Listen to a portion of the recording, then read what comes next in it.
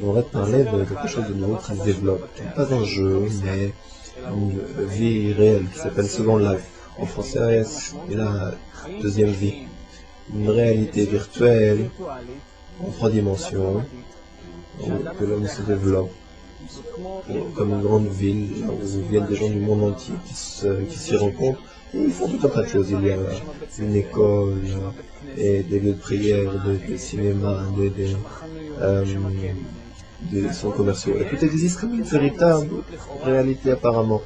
Et l'âge moyen est environ 31 ans. Il y a pratiquement 7 millions de personnes qui sont enregistrées. Tout cela existe uniquement dans l'ordinateur. Je voudrais savoir d'où cela provient. Quelle est la source de ce phénomène? L'unique raison est que l'homme devient de plus en plus virtuel.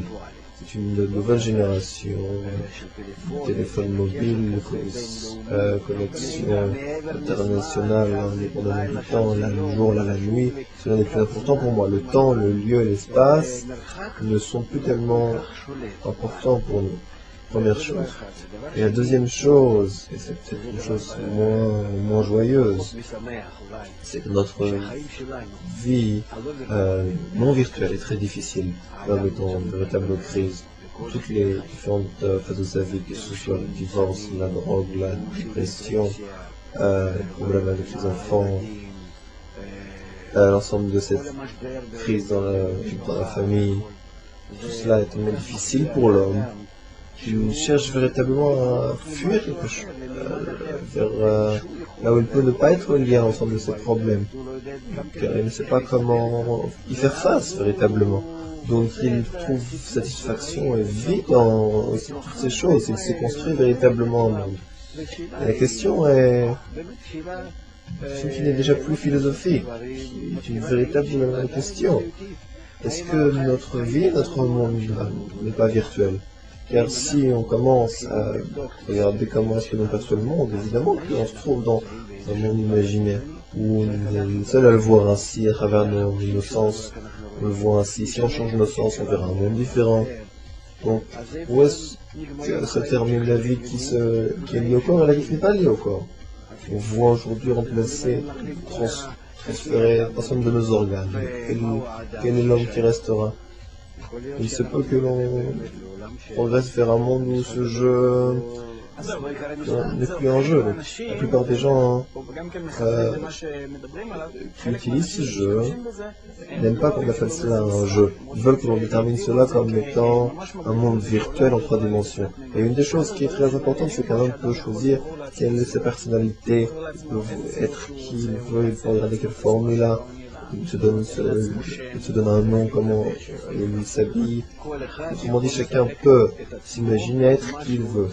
Il peut être un homme plus âgé, moins âgé, tout un tas d'attributs qu'il aimerait avoir s'il s'était créé. Il a sa propre image. Il construit de zéro et s'il avait toujours voulu être grand et blond et je suis petit et châtain, alors je peux choisir. Il veut ressembler au créateur. C'est là où ça provient. Du fait qu'il ne ressent pas le sens de sa vie, pourquoi il existe. Il ne sait pas à quel système il est lié, que faire avec sa vie. Il ne comprend pas pourquoi il a été créé. L'ensemble de ses attributs qu'il a en lui, l'ensemble de ses conditions internes et externes avec lesquelles il existe dans ce monde.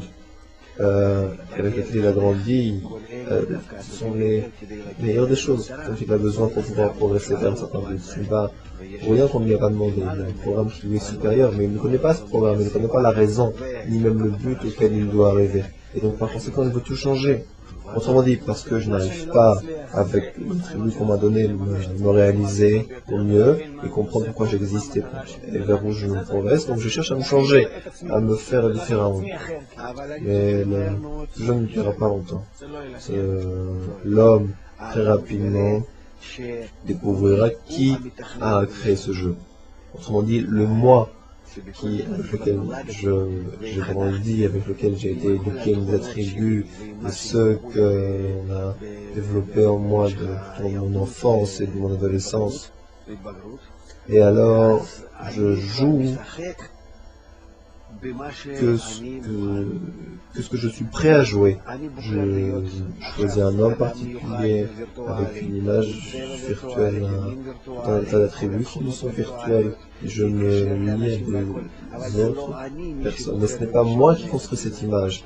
Ce n'est que la façon ne découle que de la façon dont ils m'ont construit.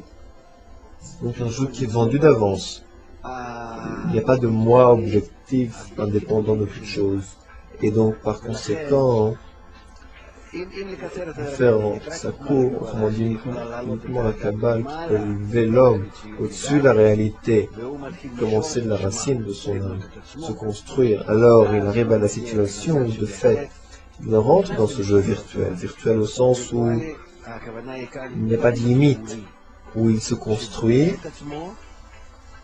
sans aucune éducation ni limitation, il reçoit la connaissance de qui il est d'en haut, qu'il ne dépend ni de ses enfants, ni de si c'est un homme ou une femme, ou de quelle partie du monde où il provient, ou de quelle génération. Il s'élève au-dessus de la nature, et en fonction du programme supérieur, il commence à se construire pour ressembler véritablement à Dieu. Autrement dit, l'ensemble de ces jeux virtuels et de cette imagination nous donne aujourd'hui la possibilité de ressentir une existence en dehors du temps, du lieu. Nous sommes prêts déjà en nous.